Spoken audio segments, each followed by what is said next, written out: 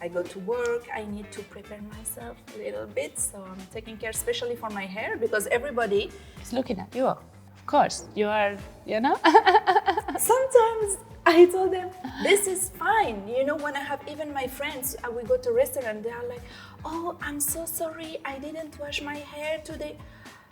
Guys, I'm like you, okay? I'm not judging your hair. MyriamK is a busy woman. She runs her eponymous beauty brand between Dubai and Paris, traveling constantly, taking care of her family.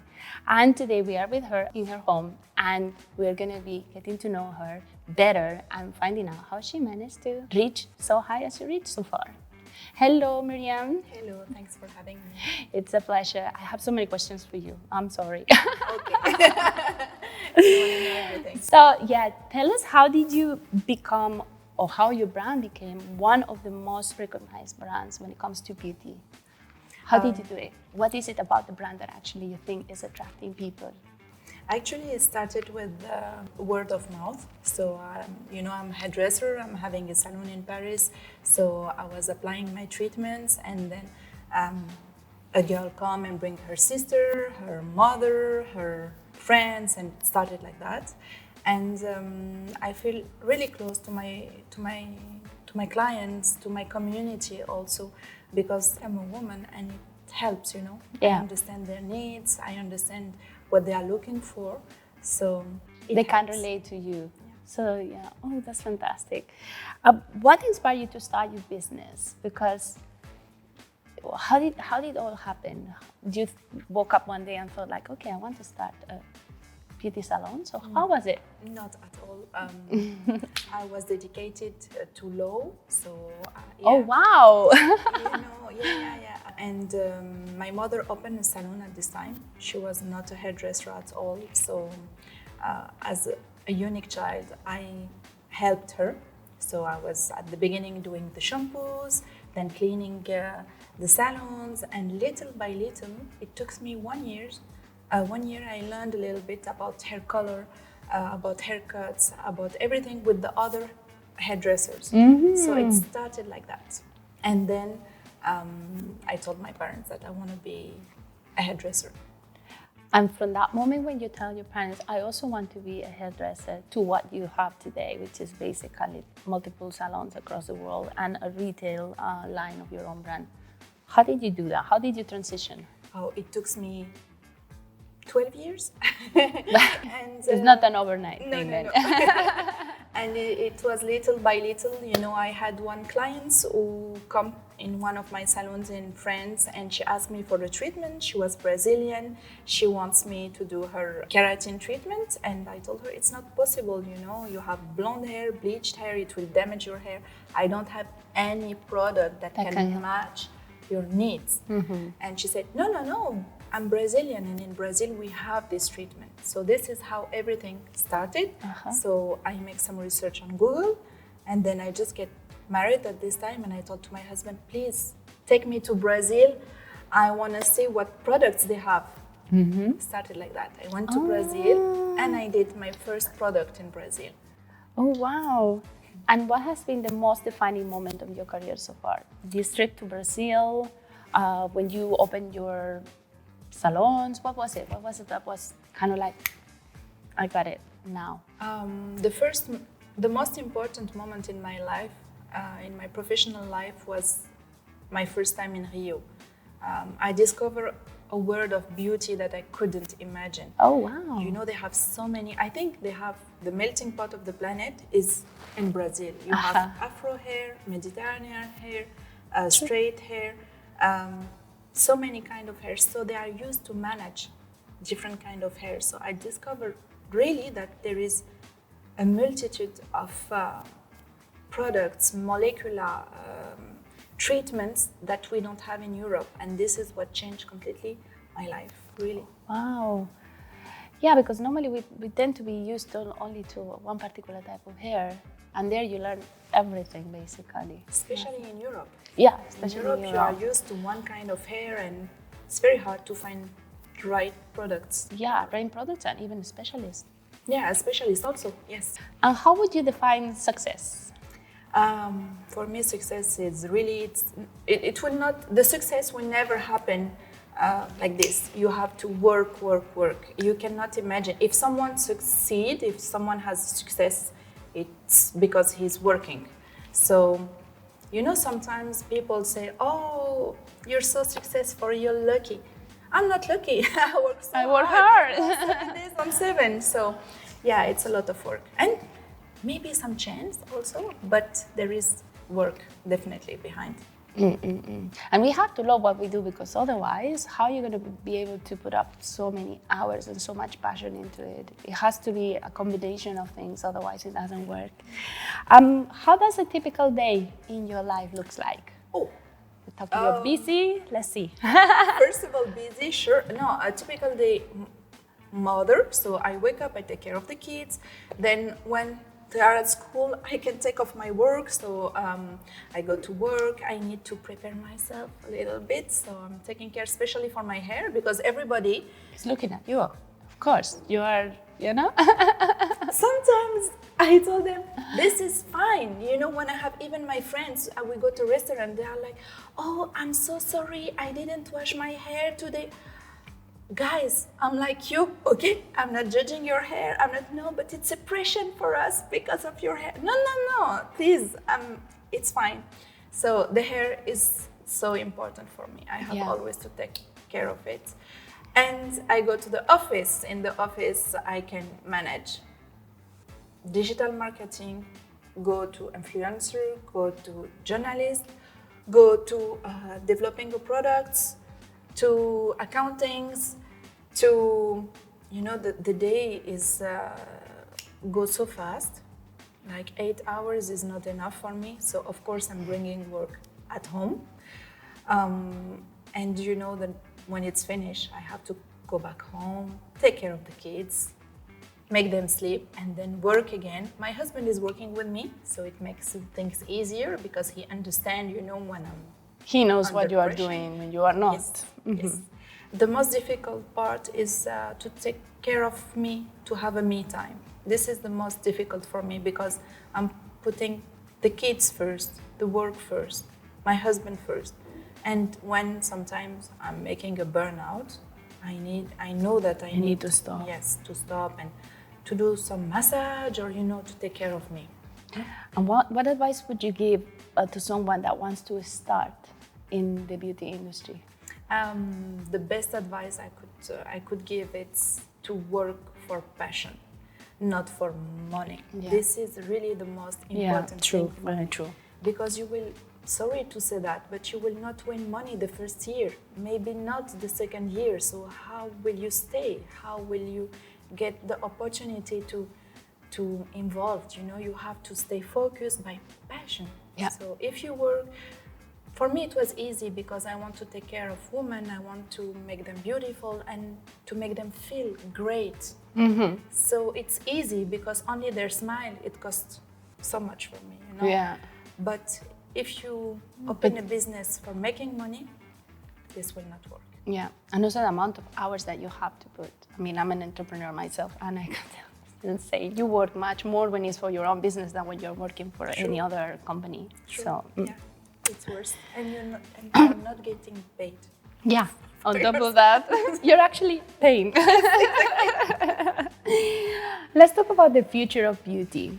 What ingredients, formulations is actually getting attention, or what do you think we are going to when it comes to the future of beauty? As a hairdresser, I love always to get the last molecules, the last formulations, to get better and better. It's very important for me because I need to get this professional things, this plus, these things that makes the difference. So for sure, the future will be the natural things, the green things. We are all going in that direction. Yeah. But it has to be efficient in the same time. Yeah. So for skincare, this is easy to do green product, natural product, and get a nice result. But for hair, is a little bit more harder because, example, oils, the molecule of oil is a big molecule, so it cannot go inside the cuticles, for example. It has to be smaller to be able to absorb, Yes, it has to be very, very small, nanomolecular to go inside the cuticle. So we still need for hair care to work about the new and latest ingredients, but for sure, definitely, it's the green things. Green beauty, Yeah. which is good. Yeah, I'm a big fan of all this. You know me. How do you expect the way we shop is going to change? How is it evolving, the future of retail? COVID changed Everything. changed everything. I think that in the future, for sure, for me, the relationship that you will have with your clients, someone, you will never get it under social media or under the phone or all that. But nothing beats face to face. Yeah. This is, when you see someone, you trust him, you want to believe in the person. If she tell you that you have this kind of hair, this type of hair, you need to take this and this, and you can relate it to someone. If something, maybe it's not working, so you go back and you say, you advise me this product, it's not working, can you explain me why? And she can do a follow-up. Yeah. But on a chat, how do you know it's the same person or not? So it's a little bit difficult. So I really believe in one-to-one, but sometimes it's not possible. So imagine if we have another COVID situation. Yeah. So we will continue to buy your shampoos. Yeah. So if we continue to buy shampoo, it will be by social media. So online. I believe in the future that online, social media, videos on YouTube also. Yeah, works TikTok now coming. Yeah. No, not now coming, but it has been I'm already. getting now and it's different. So yeah, the social media is definitely a new strategy of the brands, to communicate. Influencers also. When you have an influencer say, hey guys, I use this product, it's amazing, and you see beautiful hair, you want to trust it. Yeah. So true. It's a new direction. And this is with COVID, it got more, it got multiplied, it's true. We realized actually that we could actually do so many things online, including work remotely, because you are actually between Paris and Dubai. That's possible also thanks to all these. People just got used to it. This is easy because they are used to my product. I think the first step to buy is the hardest step. Yeah, true. When you try and you see it's good, okay, you can rebuy. And this, you can do it online. Yeah. But the first step. Yeah, the first step, the trust, right? Yeah. For them to see, okay, this product is going to actually help me and help my hair. And we all want to have beautiful hair. I think it's one of the obsessions of every woman in the world is to have beautiful hair. It's kind of like part of the beauty standards all across. And I'm amazed that you know so much about it and that you can even explain about the molecules and all that. It's really awesome. I get passionate about it. I'm really involved in the formulations. I don't call factory and tell them, make me a shampoo for dry hair. No. There is my name on it, so I have to be sure that it's working, because if it's not, they will come to me. My salon is very accessible, so they will come and say, oh, your product is not good. So, and on social media is worse because they can talk easily, and 10,000 people can be aware that it's not good. So true, very true. I prefer to have nice product. I want to ask you also about the beauty industry. You see, because we were talking about beauty standards. There is a lot of toxic beauty standards, especially in the beauty industry and fashion too. And these can be very harmful. When you edit pictures and people think that actually that's how a real person is, and in reality is everything Photoshop. How are you and your brand addressing this? First of all, for my brand, I think that I am the extension of my brand. People trust me. Yeah. So this is why I have followers on Instagram and on the other social media. So first of all, I decided 4 months or 6 months ago not to put any more filters. Okay. So it's hard. It was hard at the beginning because it's instant makeup. It's instant makeup. No, it was perfect. But I felt like for my daughter, she's 9 today, it's not a good thing, because even when I was on Snapchat and doing my snaps and the kids were coming and they were seeing their faces, oh, I don't recognize myself.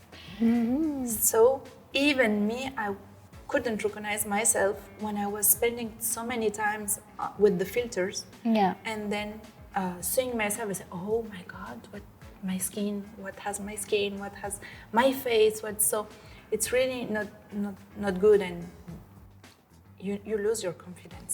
Yeah. So I think the best step is to do it by yourself. So I removed all these filters. Even on my pictures, I don't do Photoshops or anything. Everything natural. So this is me.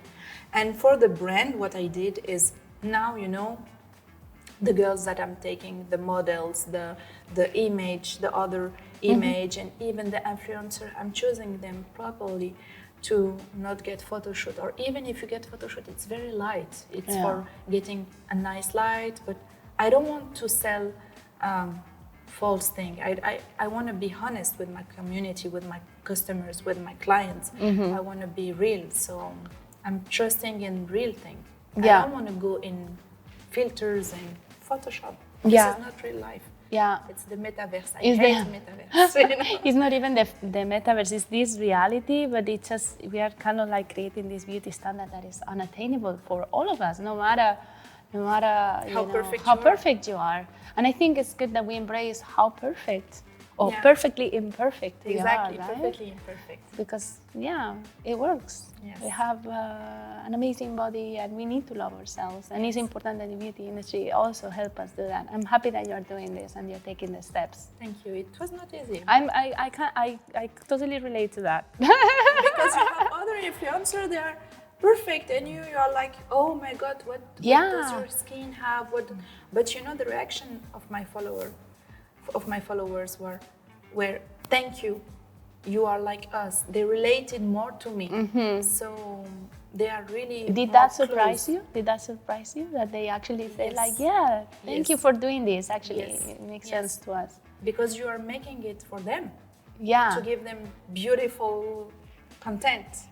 But actually, no. They prefer authenticity. Yeah. No matter how raw. Yeah, I love that. Wow, thank you so much, Myriam. I learned so much with you today. Very thankful for inviting us to your house and having us here. Thank you so much. Thank you. It was very a pleasure to spend this time with you, and I hope to see you soon. For sure. Please come back. Bye-bye.